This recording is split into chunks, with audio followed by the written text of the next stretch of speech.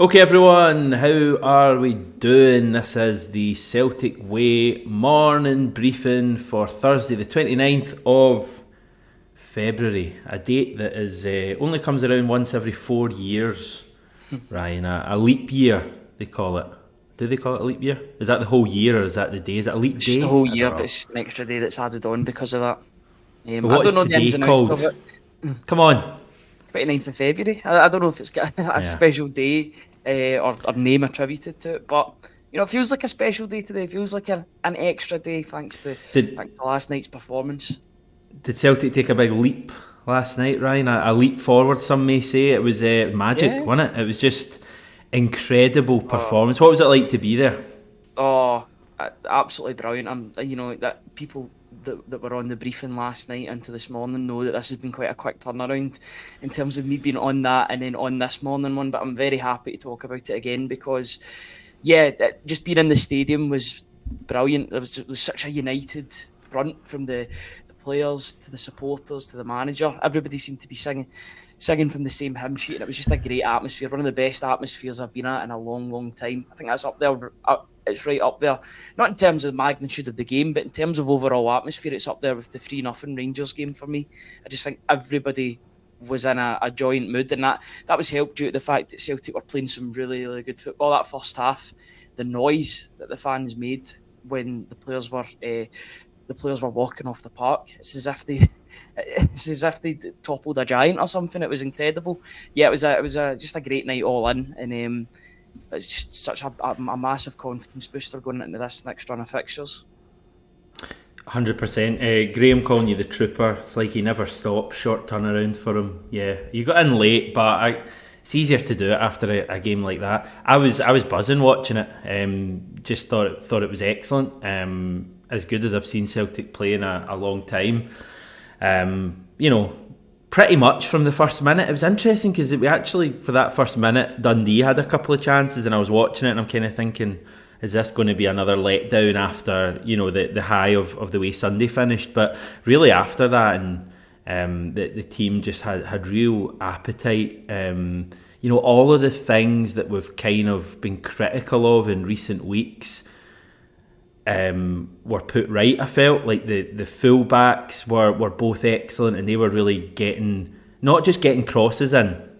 It's clear that was a game plan. I mean, 6 of our 7 goals came from crosses, but it wasn't just the fact they were putting crosses in, they were putting real quality into the box. I mean, both Johnson and Taylor had at least 1 assist each, but not just that, there was people on the end of the crosses as well, and people you wouldn't necessarily expect to be on the end of the crosses. It wasn't like we're putting in the ball and it was just Adam Ida every time. Carter Vickers was scoring, albeit from a free kick, and Daniel Kelly was scoring from a cross ball in the second half, and Greg Taylor was in the end of one, and Matt OReilly was in the end of one. It was just a really good night. The midfield was back to being what we want it to be. It was OReilly back to his best. McGregor was great. Iwata just kind of goes about his business quietly but makes such a difference. And yeah, Ida was excellent as well, and Joe Hart made a big save kind of early on. So it was just positive all round, wasn't it? Yeah, there was absolutely no negatives apart from the fact that maybe the sloppiest player on the park was Cameron Carter-Vickers with that chance that he gave to the Dundee striker. But how well did Iwata do from that, by the way? I cover? thought Scales and Iwata did so well to box the striker and not allow him any shot at goal whatsoever. Iwata for me is a first pick from now until the end of the season. The protection, even when Hatate's back. I think there's a conversation to be had there with regard to it depends on the game. If you're looking, it's a good debate though. It's a good problem to have. He's everything that a lot of Celtic signings haven't been recently. He's not a project. He's a player that knows his position. 26, 27 years old. He can come in and make an immediate difference. I thought he was an absolute colossus last night, and he didn't really need to defend that much. But that's because he was there and he wasn't allowing Dundee to make things happen. Very strong on the ball, a good passer of the ball, doesn't take too many risks. He's like the anti-Hatate in that he doesn't take a lot of anti-Hattie. I don't know if that'll catch on, Hamish. But I was really impressed by his performance last night. But it wasn't the only one. I'm sure we'll talk about Yang individually, but he really set the tone when he skinned Owen Beck for that first chance for the free kick that led to Carter Vickers' opening goal. That set the tone. He got his beating of his man, and he had that joy all night. It was that sort of game where everyone seemed to take the confidence from individual moments that were happening, and yeah, there was a buzz about the place for sure.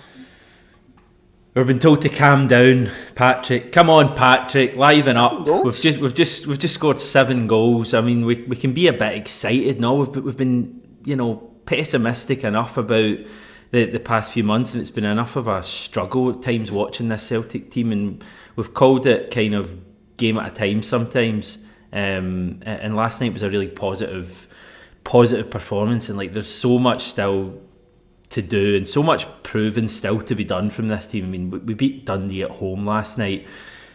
I think Sunday, we'll find out so much more. Sunday is like a proper huge game with everything probably going to be against us. 5 points behind, I would guess at that stage. 500 odd fans in a stadium of 20,000. Hearts, generally in pretty good form, albeit their last couple haven't been quite as good. Sunday's going to be a huge game, but I feel so much better about Sunday than I did a day ago. I feel like if we bring that level on Sunday, we'll be absolutely fine. I want to just go through a few comments.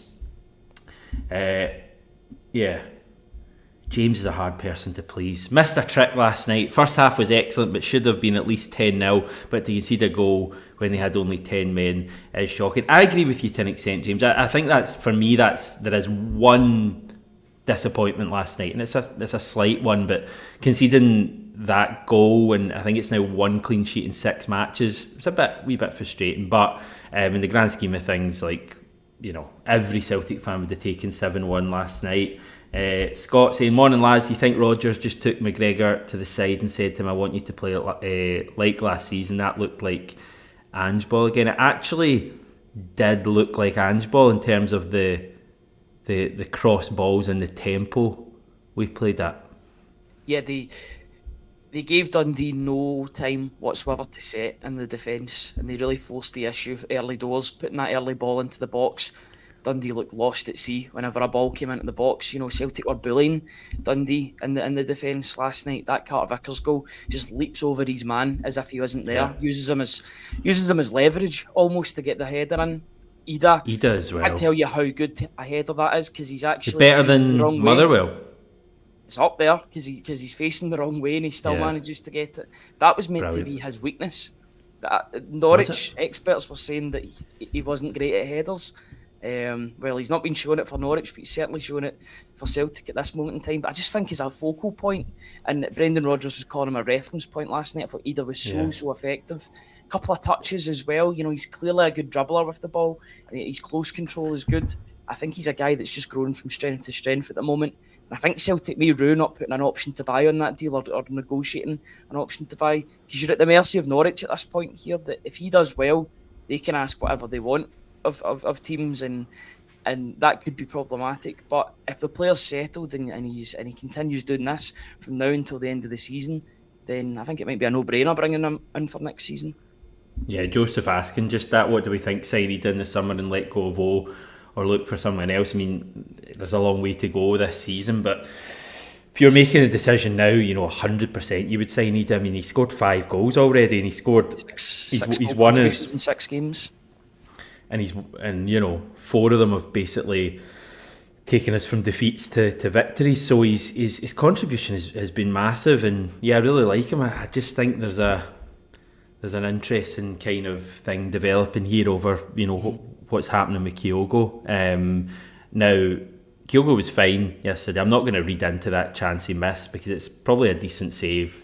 Should score, but it's a decent save. But just generally the point about Ida being a more effective option for the way we're wanting to play. I mean, where does it leave Kyogo at this point? It's interesting. I didn't think he was that great when he came on last night, I'll be honest with you. I thought he was quite wasteful whenever he was in possession. He gave away a ball quite a bit. He was trying to make things happen, but it might be just a consequence of the fact that the game was over as a contest, and I think a lot of the players maybe not down tools, but the tempo went down, as is expected. The game is over as a competitive contest, and that's to be expected. The fact that Brendan Rodgers took off a lot of players after 60 minutes as well made you think that, right, it's time to switch this about and get ready for the next game. Keep your assets fresh. But Kyogo came on. He did have that chance. Something's not clicking for him just now, whatever it is, but it's definitely clicking for Adam Idah. Idah seems to be the better option up front. He's given just that bit more. Maybe Idah's just a better fit in a Brendan Rodgers team, a bit more imposing. Gets in about challenges a bit more. He's not scared to throw his weight about as well. Got a booking for doing that last night, but he stands up for himself. He takes absolutely no prisoners whatsoever. At this moment in time, I think it's a no-brainer as who starts games between Idah and Kyogo. It's Idah's jersey to lose at this point in time. But that's down to him. It's not down to Kyogo playing badly. It's down to Idah playing so well that he's the one that's got the yellow jersey at the moment.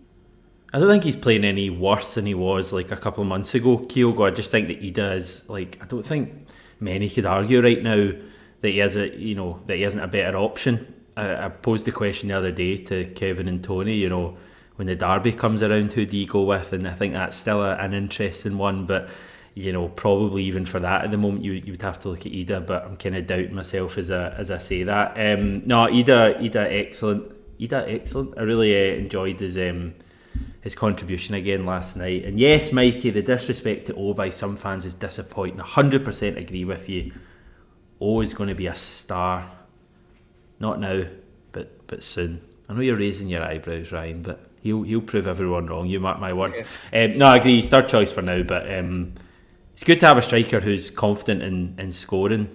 Who else do we want to pick on? Yang was good again last night. I know it was something Rodgers brought up after the match, and he referenced the previous time Dundee had come to Glasgow, to Celtic Park, and Owen Beck had effectively pocketed Yang that day. Maybe Yang came off at half time, something like that. Last night Yang was really good right from the off. I think Owen Beck got booked after a couple of minutes for the free kick, which led to the opening goal, Carter Vickers' header. So Yang's contribution was great. He didn't score, but the amount of crosses he got, I mean, I think his cross led to the McGregor goal. Was it his cross led to the Kelly goal? I might be wrong there, but he got the one assist. It was to Kelly for the 7th goal. But it was his cross that led to the McGregor goal. So obviously there's a bit of play after that. Yeah. No, but it was still him, putting the ball into a dangerous area. Yeah, he was. I thought he was absolutely tremendous last night, and it was quite fitting that he got that slight knock. I think he had cramp in the game, but I think he was going off anyway, and he was allowed to just walk around the byline or around the touchline, and he got the full applause of the fans from where he came off about the halfway line all the way to the other side. He got the adulation of the support, and that was absolutely brilliant. I thought last night was his breakout performance, if I'm being honest. I don't want to go too far in the praise of him, but I thought he was absolutely tremendous. He's so unorthodox as a winger. He's unlike anything Celtic have got in any other position or any wing position or any other individual that they've got. His dribbling style is quite weird. He doesn't look as if he's got control of the ball a lot of the time. I think that's confusing defenders as well. Yeah. He's just so direct. He's easily Celtic's most direct winger at this point in time. And I thought he was just electrifying last night, the way he was going at Owen Beck. With not a fear in the world. Owen Beck's got a lot of hype about him at the moment, coming from Liverpool, just made his debut. Yang had him every single time. There was a point where I think it was for that McGregor goal where Yang kind of stops the ball. Did him twice. Yeah, he's just like, I'll just do it again. He's such a confidence player, but his tail was definitely up, and he was the Celtic Ways star man that I put an article out about this morning, wrote about it last night, but put it out this morning. I think he's just going to go from strength to strength in a Celtic shirt, and he's one of the first names in the team sheet for me for Tynecastle as well. I thought it was that good last night, and I'm hoping that he can just keep this consistent streak going, because he did it for half an hour against Motherwell. He did it for 75 minutes against Dundee, so you're hoping that he can just bring it up a level for Hearts at Tynecastle. Yeah, I don't think I'd make any changes to the team for Tynecastle, but we can maybe chat about that. Ross saying Taylor and O'Reilly with a goal and 2 assists each, a big contribution from them. Attack, saying Big Idah is a difference, someone to get the end of crosses. Huge shot in the arm last night. Big difference is the early cross into the box. And yeah, we do have a player in the middle who's very good at heading the ball into the net, clearly, but I like the fact there was just more emphasis on getting players into the box. I mean, it was no coincidence that Greg Taylor got in the end of a cross, Matt O'Reilly got in the end of the cross. I don't think that was happening, a few weeks ago. I don't think there was that urgency to get into the box. So it's clearly something that's been said. I mean, the Postecoglou teams were famous for players getting on the end of things and putting them in. So I think that's why people were likening it to that. But God, it was just, for all of the frustration watching Celtic this season, last night on its own was brilliant. Like, it was so, that first half, we were 6-0 up at half time. More of the players who started the match had scored than hadn't scored. And that's including Joe Hart. It's ridiculous. Crazy. It was absolutely crazy. There were so many good performances. Special shout out to those fullbacks that were getting the ball into the box quick and early. Johnson was back to his best, wasn't he? He was tremendous. I thought he was tremendous in the lead up to the Dundee player getting that second yellow, which I thought very easily could have been a red card on its own. That's a guy that's trying to go for a goal when you're 7-0 up. He's pushing forward to try and get the ball in the box. I don't know. He's a different man since he took that mask off. He's been unmasked, and he's just I don't know what has happened to him, but he just looks like he fits, and it looks like there's a growing partnership there between Yang and Johnson as well, because they're not getting in each other's way. They know when somebody's going to overlap, when somebody's going to put a ball into the box, when somebody's going to stay back. I thought both were absolutely brilliant down that side, and Greg Taylor was good as well. He's playing a lot more inverted as well. He's playing in the midfield at times. But I like that one of them's playing inverted, one of them's playing more of a traditional fullback role, because that plays to Greg Taylor's strengths, because he's better when he comes into the middle of the park and overflows the midfield. It's helping guys like Awata and McGregor, because they can go further forward, and Greg Taylor can dictate when he goes into the middle. So yeah, his ball to who was the ball that O'Reilly? Yeah, that was just another. It was like a carbon copy of the goal that they scored at the weekend. I'm liking that ball. It's just, there's not a lot of power that goes into it, but it's so accurate that O'Reilly can just put his head onto it, and it's an easy goal. The fullback seemed to find a lot of space last night. I'm not intelligent enough tactically to work out why that was, but certainly Greg Taylor for the weekend and last night for those two goals you're talking about had a lot of space and didn't mess about with it, just put it into the box. I like that play. It's like it's a game plan and a game style that we've seen. We've been calling out for that all season, and it's not been apparent for most of the season. So to see that last night was good. Gordon saying, my optimism came to light last night in a way. Predicted 7-0, but I'll take 7-1. Magnificent from the boys. And pointed out here, no sign of Hyogo being downbeat. Instead, he was in his element, giving young Kelly some jovial initiation when he scored. Tom pointing out, you may or may not know this, the Dundee bus actually broke down and got towed away as they left Celtic Park on London Road. So not a great night for Dundee. And what about this from David? Quite a big talking point, I would say. Never heard a half-time reaction like it. It was something that Rodgers referenced after the game. I heard it here on the telly and thought, wow, that's quite something. But I was actually thinking during the first half there's going to be a moment when this happens, and I thought it'd be like it usually happens after like a missed attack, but a really good football, and just Celtic Park kind of rises and everyone's like, right, this is what we're seeing, we really like it. I remember a game years ago at the start of the Neil Lennon era when we were all a bit down and attendances weren't great, and I think we were maybe winning 2 or 3-0, and it happened and everyone was like, right, this is good. And it's an amazing moment, and it happened last night at half time. What was that like, being in the stadium? Yeah, it also reminded me of I think it was a first half performance against Dundee United under Ronnie Dyler. The one that Bertie scored. Yeah, I remember that at half time. There was 6-1. You'll get that response from the crowd if the crowd have appreciated your play. Doesn't happen often though. No, it's a rare thing, but it's good. Like I think maybe Postecoglou had one as well. It was maybe in the St Mirren game. It basically happens when you're like, wow, we're seeing something special here. Maybe. I think your mic's gone, mate. It might have gone a wee bit quiet. Might just be me, but... Oh, can you hear me now? Yeah, all good. Yeah. I don't know what happened there. It's Johnson game as well, in which in Postecoglou's first season, I think that finished 7-0 in that game. So Yeah. yeah, there has been moments, but they're rare. And what a buzz that match! You could see them at half time. They were actually bouncing off the park at half time. Matt O'Reilly was giving I think he gave Yang a big cuddle at half time because they were all feeding off it. They were all delighted. And when Kelly scored the 7th goal, both Yang and Johnson both ushered the crowd to make more noise because they're clearly feeding off of it. Something clicked last night. I don't know what it was, whether it was the good performance, whether it was a togetherness from the players and the fans, but there was something clicked, and the players were really feeding off what they were hearing in the stands. It was a real joy to behold being at that game. It was. I thought they were absolutely tremendous last night, and the crowd definitely played their part in all of that as well. Just a great night all round for Celtic.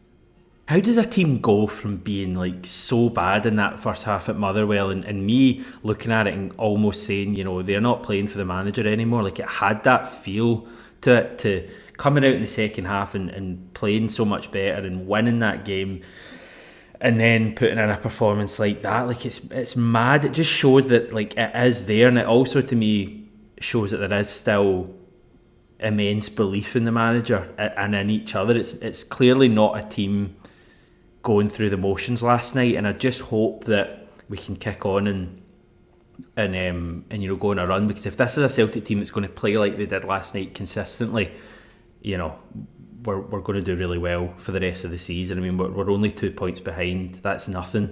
I think the big fear when we were behind was like the level of the performance and the fact we looked like dropping points every time. And I repeat, last night's just one game, and I'm trying not to get carried away. But if we can find a way to repeat that kind of performance, like, it's going to be an exciting. We've got hope again, like real hope in what this team can produce. Yeah, absolutely. There definitely is a lot of hope in and around the team at the moment. You can see that on the pitch too. They seem as if they've got a renewed sense of energy.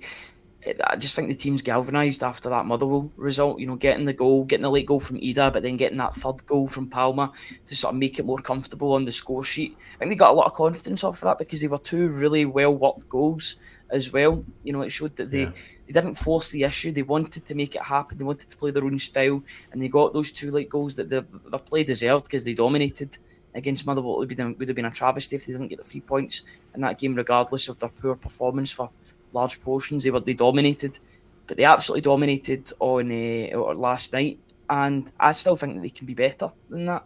The second half showed that they can improve. It's fine that they dropped off because they'd scored 7 goals after 50-60 minutes.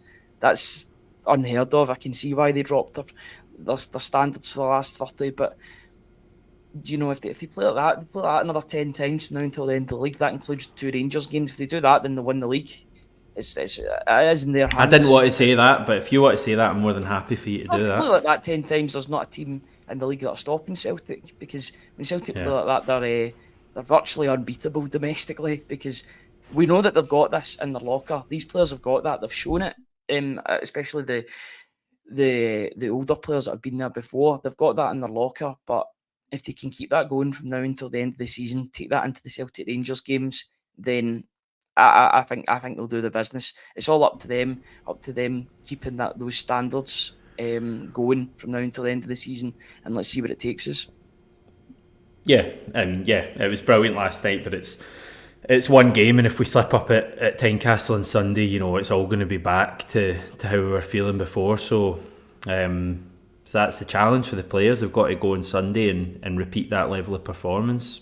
That's what they were so good at last season, repeating that level of performance, game to game. Every game was an opportunity to prove themselves, and they've got to look the same way. I really do think we'll kick on now. This, to me, feels different to the previous moments. I could be wrong, but I just think last night was so good, and the atmosphere was so good, and everyone was so bought in to everything that I think the team will kick on now as my light dies. We may not win the league because we are behind, but as I say, we're only 2 points behind. Game at a time, they are going to drop points across the city.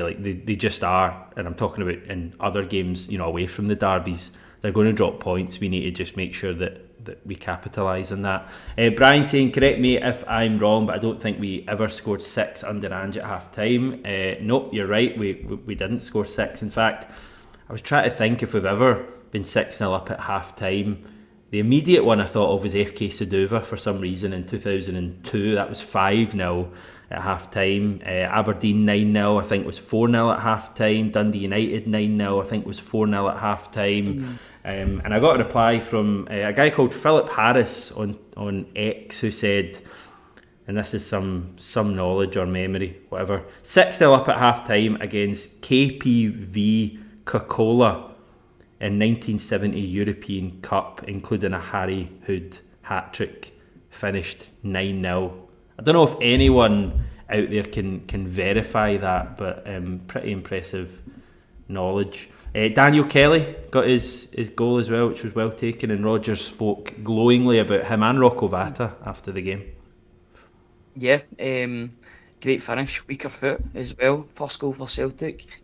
Couldn't have wrote it much better for the young talent. He seems as if he's very, very highly rated, both from his manager, who talks about how good he's been in training since he's made that step up to first team training, and the players, because look at the reaction that he got when he scored. They're all tapping his head quite playfully, but he seems like a very popular character in and around the dressing room. Cal McGregor was saying that he's quite infectious with his personality, and you need that to join a group filled with players, full of successful players that have done well for Celtic in the past. I know there's a mix between new players and old players at this moment in time, but if you can keep this going and get these performances going, then he's got every chance of being a first team Celtic player in the future. But that was great management from Brendan Rodgers, taking McGregor off at half time. The game was won. Give Kelly that moment to give him 45 minutes on the park with no pressure. The game was over. Allow him to go and express himself.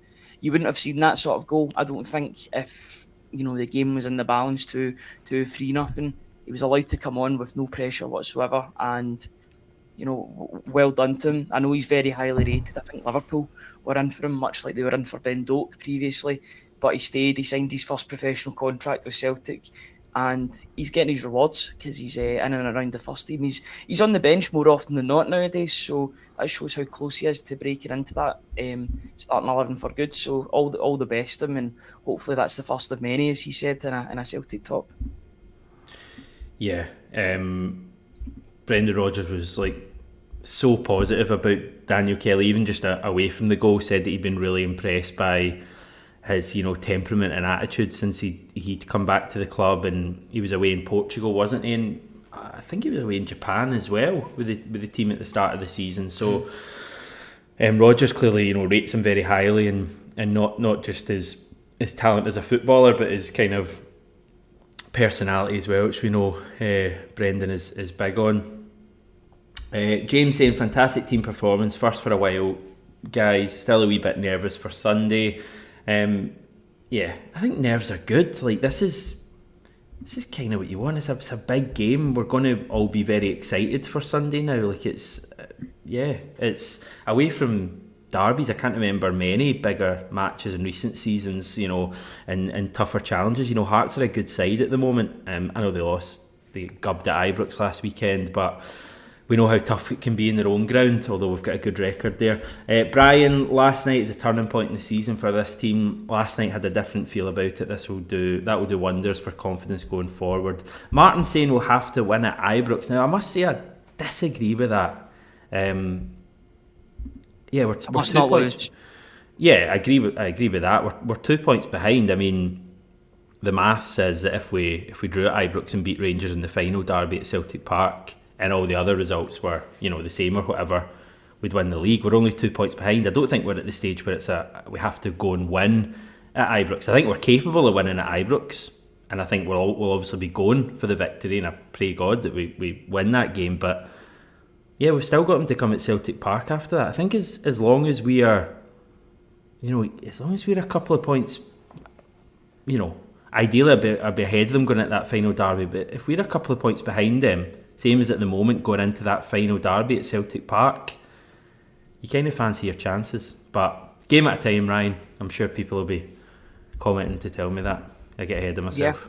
The next game to think about is Hearts away from home, which is, for me anyway, the second biggest fixture on the fixture list for Celtic in a season. Hearts away, one of the most difficult away trips, even though Celtic have got a good record there. The games always seem to be close, apart from maybe a few. The last one obviously wasn't close, but in years gone by they have been close between the two sides. Difficult game. Hearts will be up for it. I know they dropped points last night against Hibs. They were actually behind in that game, but they came back. But yeah, they'll up their game for Celtic. That is a guarantee. With any Hearts side, and the Hearts side managed by Stephen Naismith as well. Difficult game, but you're hoping that Celtic now have that form and that belief that they can go to any ground and win and play a style of football that's attractive and effective at the same time. So if they can replicate anything near what they showed last night, then I think they'll be fine in the game. Hearts won't sit back. Their fans just won't allow for that whatsoever. So it should be an interesting game on Sunday afternoon. They've also, Hearts, they're kind of nailed on to finish third, aren't they? So it's not as if like they're going to be playing for a point or anything. They've kind of, I don't want to say the phrase they've got nothing to lose, but it's kind of edging that way. I feel like it's, as I say, they're going to finish third and they'd really like to beat us. So I think it is going to be, a really, really exciting game on Sunday. But I repeat, if we bring the level we did last night, we'll deal with Hearts. And if we beat Hearts on Sunday, the belief will soar. Everyone will be really, really, really, excited, even more excited about the end of the season. Sean just praising Yang as well, a player I was most happy for. He was twisting and turning. They ended up putting two defenders on him, and they still couldn't stop him. Yeah, final call, Ryan. It's one game, but it was a very good game, and we move on to the next one. Yeah, somebody in the comments was comparing Iwata to Rodri there, which, if he's anywhere near... Is that not Quan, who was the Quadri? I'm glad to see he's doing well for St Mirren at the moment, but I think Iwata's a couple of levels above, if I'm being perfectly honest. If you can get somebody that's important, as important to Celtic as Rodri is for Manchester City, then they'll be doing something right. I think this team has been crying out for a proper number 6, and it seems as if now that Rodgers has realised that he's got one in his ranks in Iwata, and thank goodness for that, because the team just looks so much more balanced in that midfield. It's not getting overrun anymore, which is good. But yeah, last comments. Just feeling pretty good after last night. It was just a joy to be at, a joy to watch. I'm sure people enjoyed it just as much watching it on the TV as they did being at the game. But it was a great atmosphere. Felt like a turning point in the season. The galvanisation is there. Let's see if Celtic can bring it into Sunday's game as well against Hearts. But yeah, pretty good feeling all around from here. Yeah, agreed. A small Celtic support at Tynecastle on Sunday. Jim just bringing that up, saying Hibs last night got the whole stand. We will have just over 550. What's going on? Basically, Hibs and Hearts have a kind of reciprocal agreement where they give, for the derbies, they give the away support a full stand, but basically everyone else at Tynecastle, including ourselves and Rangers, get one block, basically. So that's what we're going to see on Sunday. I saw the Hibs CEO chatting yesterday about potentially them doing the same and reducing the away supports for Easter Road. I just think it's a bit of a shambles, because there'll be empty seats on Sunday at Tynecastle. But anyway, there's bigger fish to fry there. It's what happens on the pitch that's most important. Just before we go, this video has been brought to you by MPH Group, plumbing, heating, kitchens, bathrooms, and Navien as well. MPH have an Navien boiler promotion for you. You get a free Navien Internet Controller, flexible finance options, and much more with that. Right, I'm away tomorrow, so I think it'll be Ryan and Tony, I guess, looking ahead to the Hearts game, which will be very exciting. I'll be back on Monday looking back on that, and have a good time in the meantime. Thanks very much, everyone. Speak to you soon. Cheers, guys.